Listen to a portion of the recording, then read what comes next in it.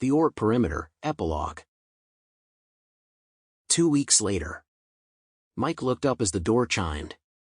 "Come," he said. The door opened and Alfred walked in. He handed Mike a data pad, and said, "That's the final total on all fleet casualties, including the preliminary fleet survey from the Saturn shipyards." "How bad is it?" Alfred sighed heavily. "Over half of our fleet was either destroyed, or damaged beyond repair. The rest will be undergoing varying degrees of rehabilitation for at least the next several months." "What about the Oort Perimeter?" asked Mike. Alfred shrugged. "The science teams have been working day and night for the past 2 weeks trying to restore it to its original condition while also trying to solve the issue of the resonance wave. They may have a solution, but for now we'll have to deal with it the way it is."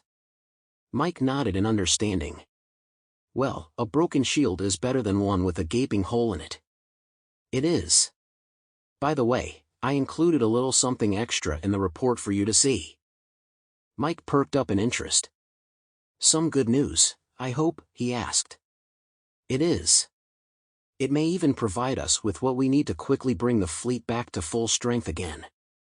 "What is it?" "Well, from what I read in the reports, we may want to strongly rethink the overall makeup of our fleet, as well as all future ship designs from now on." Mike cocked his head curiously. "Why's that?" "Because, out of everything we committed to the battle, only a handful of our destroyers, battleships, fighters, and dreadnoughts survived. However, we only lost 2 ship killers the entire fight, and that was apparently a fluke." Mike blinked in surprise. "The ship killers survived almost untouched." "I wouldn't say untouched, as there are quite a few in the Saturn shipyards undergoing some fairly extensive repairs. But, for the most part, they all outperformed, outkilled, and outlasted every other class and type of ship in the fleet. Part of that is apparently due to the shield systems and fluidic armor they use. We've always wanted a proper test of that defensive system, and most of the ships currently employing it got a first-hand opportunity to try it out under live fire due to failure of their shields. From what I hear, it performed better than expected, and allowed them to escape without suffering too much damage." Mike looked down at the data pad in his hand and rubbed his chin in thought. "So, your suggestion to me is that we go about replacing our lost battleships with ship killers?" he asked. "Possibly. It's at least something to consider. After all, they are designed to go toe-to-toe with a battle cruiser and win. So it may be worth us going with them for all future fleet additions, including replacing all the ships we lost during the battle, instead of going with battleships, cruisers and other larger starships this time, like we did before. In doing so, it should give us a much larger, more powerful fighting force in the end, and rebuild our defensive numbers more quickly. Again, it's just a suggestion, but I thought it wise to at least mention it." Mike nodded. "Your suggestion is duly noted, and very welcome, as it's no small secret that I love the ship killers. So the idea holds a lot of merit with me." Alfred chuckled. "I thought it might. The only other problem we have now is personnel shortages given all the causalities we suffered." Mike sighed sadly. "Yes, I know.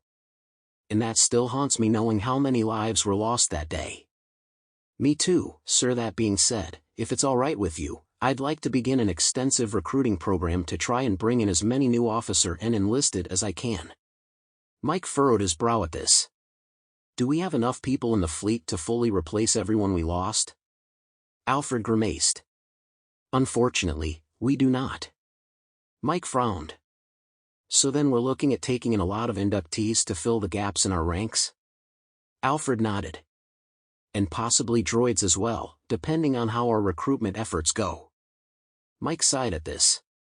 He didn't like the idea of using droids, no matter how intelligent, to fill the gaps in their personnel ranks. But, if it was a choice between the survival of Earth and his personal prejudices, then he would have to go with the droids. "All right, I'll think about it and let you know." "Thank you, sir, and, with that, I need to get back to command." "All right, thanks for the report." "Aye, sir, my pleasure," replied Alfred. He then turned and left. Moments later the door chimed again. "Come," said Mike, curious to who this new visitor was. The door then hissed open and Sevek walked in. Mike immediately stood up and shook his hand. "Ah, Admiral. What brings you down here?" he asked. "Just seeing how you're doing." "It looks like your fleet will have a long road to recovery," said Sevek. Mike sighed. "It will. But we'll get there in time." "I pray you will. But, even so, it's a sad day for the United Worlds.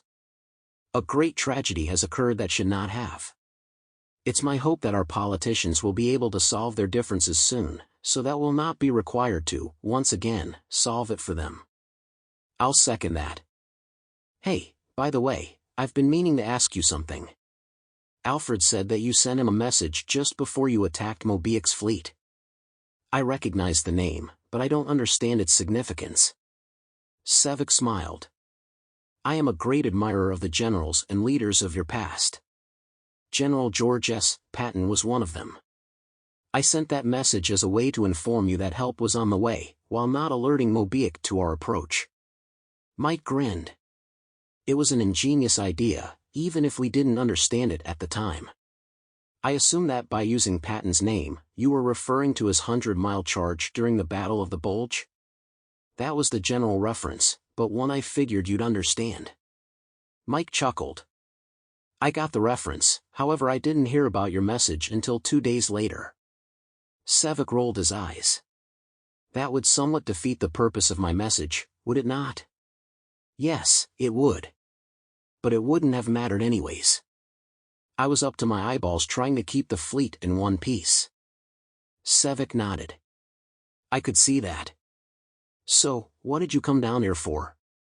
"I don't suspect you came just to chit-chat." Sevek shook his head. "No, I did not. My fleet has been recalled. My government has other work for us. So I will be leaving you soon. But fear not. Another armada will be arriving this afternoon to take our place. So I wanted to say goodbye, and wish you a speedy recovery, before I left." "Thanks. I appreciate it. I also want to thank you for coming. If you hadn't arrived when you did, there likely wouldn't be anything left to save." "True. But, after this, the Varnock, and anyone else who threatens you, will think twice before ever attacking you again." Mike frowned slightly. "We can hope that'll be true, but I'm not putting any money on it." Lars studied the holographic display in front of him and pondered what he was reading. That library ship has really been a cornucopia of information. "Too bad it hasn't given us enough to find our perpetrator," he said. "But, at least it's given us a few leads," said Trent. "Yes, it has. Even though what we have is sketchy at best, I'd say we'd be safe pursuing it. If nothing else, going there may give us something more to work with," he said. "I'll tell the commander so he can set course." "Don't bother. We're not going," said Toby as he stepped into the room. The three men turned and looked curiously at him. "What do you mean we're not going?" asked Lars. "We've been recalled to Earth." "Say what?" "Why," exclaimed Lars. "Fleet Command is calling back all available ships. We're needed to help in the defense of Sol Space." Lars cocked his head curiously. "What for? Do they know of an impending attack?" Toby shook his head. "There's not one coming. It already happened. The Varnock Black Fleet recently attacked Sol. Over half our fleet is gone." Vlad gasped as Lars blinked in surprise. "Half the fleet? Where were the Gaelic Vaughn?" cried Lars. Toby shrugged. "I don't know. I wasn't told. The only thing I know is what I told you. The rest we'll have to find out when we get back." Lars sighed. "A lot of possible leads are going to go cold while we're back home warming the bench. It's really gonna hurt our work. I understand that, and I expressed that to Fleet Command. But they won't budge." Lars crossed his arms in anger. "Great. Nearly 2 months of work down the drain." "Not really. After what happened back in Sol, we now know who's behind the threats on Earth." "It's the Varnock," said Toby. Lars shook his head. No, there's more to this whole thing than just the Varnock.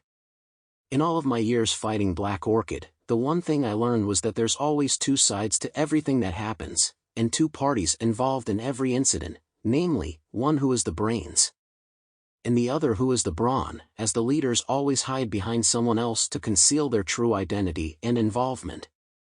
So I'm pretty sure whoever was pulling the Varnock strings, they'll eventually strike us again, and, when they do, we'll be in even deeper trouble than before. So we can't just go back. We have to find out who this is and deal with them once and for all. Toby shrugged. I would agree with you on that, laddie. However, I can't disobey a direct order, even if doing so hurts our efforts to solve this mystery we're facing. But look at it this way.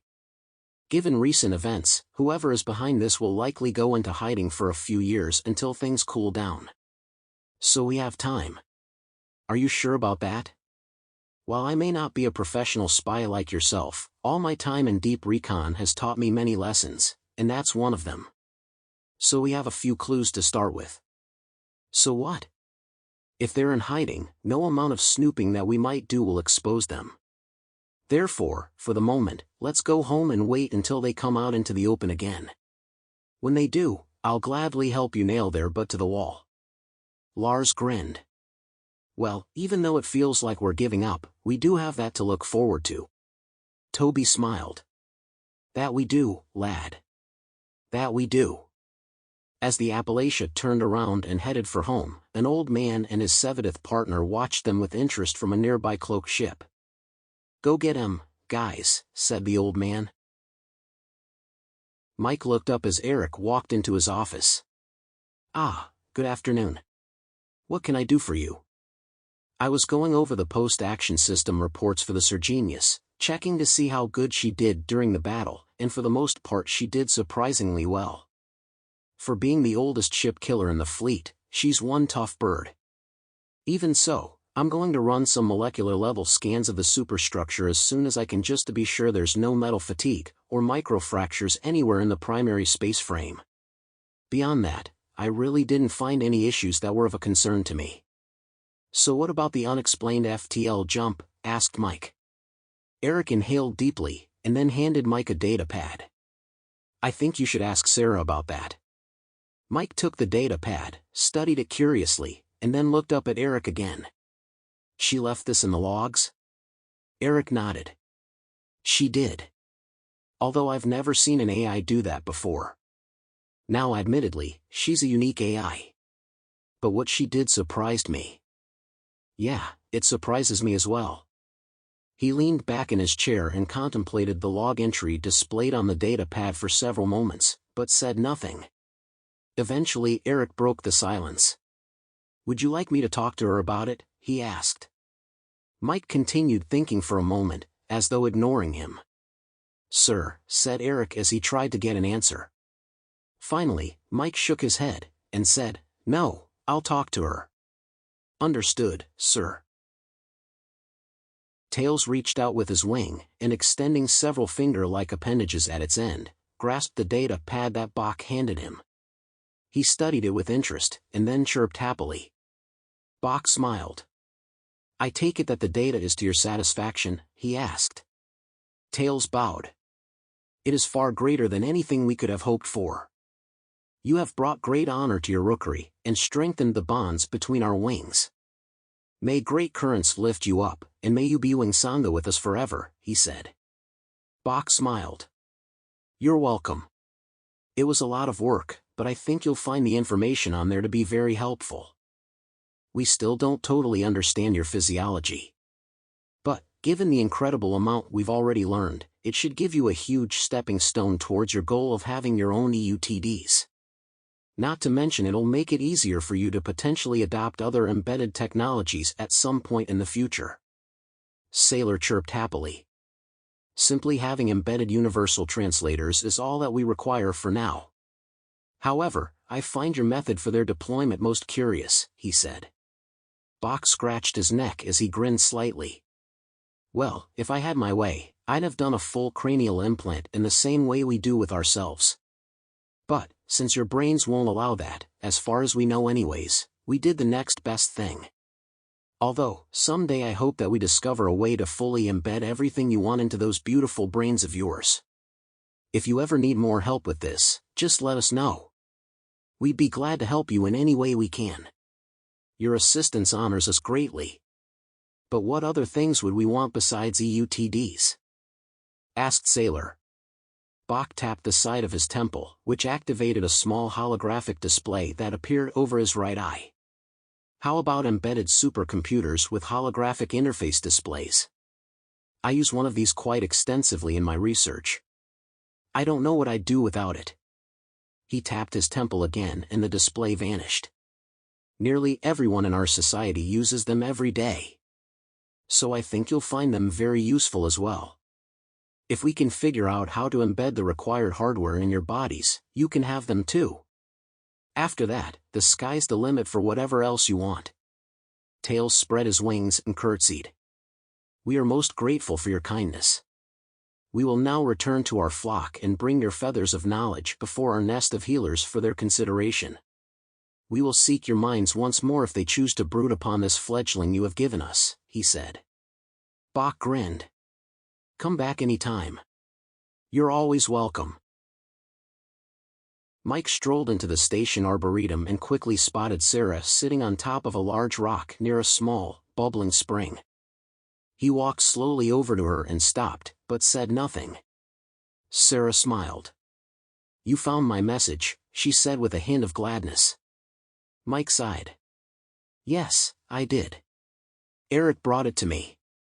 However, I'm not quite sure how to deal with what I'm reading here.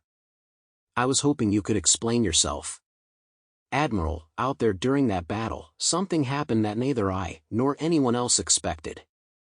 Your sensor logs should give you the details. Even so, what I saw scared me. It's why I acted like I did. She slipped off the rock and stood in front of Mike, her hands folded in front of her in a gesture of shy humility.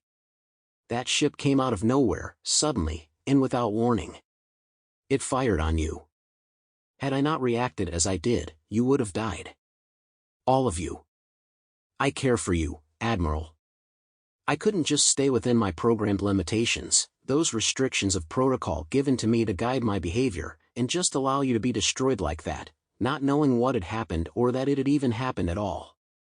I did what I felt I had to at the time, and because of that, we're standing here now, talking. She grinned sheepishly, and said, I hope you understand. Mike sighed and rubbed his neck. I guess I really don't know how to thank you. At first I thought all of this was the result of a systems glitch. Then these logs made me think that you'd possibly malfunctioned. Instead, I see an AI that's grown beyond its original design and has quietly struck out on a quest to be the best it can be, even if that means becoming a little bit like its creators. Sarah smiled kindly. Sometimes, to be the best at something, you have to become a little like the people you admire. Mike grinned. And there's nothing wrong with doing that, even if you are an AI. Sarah smiled gratefully at this. Thanks for understanding, Admiral. You're welcome. Good night, said Sarah with a kind and gentle smile. Mike nodded. Good night. And with that, Sarah shimmered and was gone. Mike then remained in the arboretum for a few moments more as he thought about what Sarah had said. Finally he said, Computer, transfer a copy of these logs to my personal diary. Transfer complete, came the reply. He then glanced briefly at the stars twinkling playfully through the canopy above, and then strolled quietly back to his quarters. The end.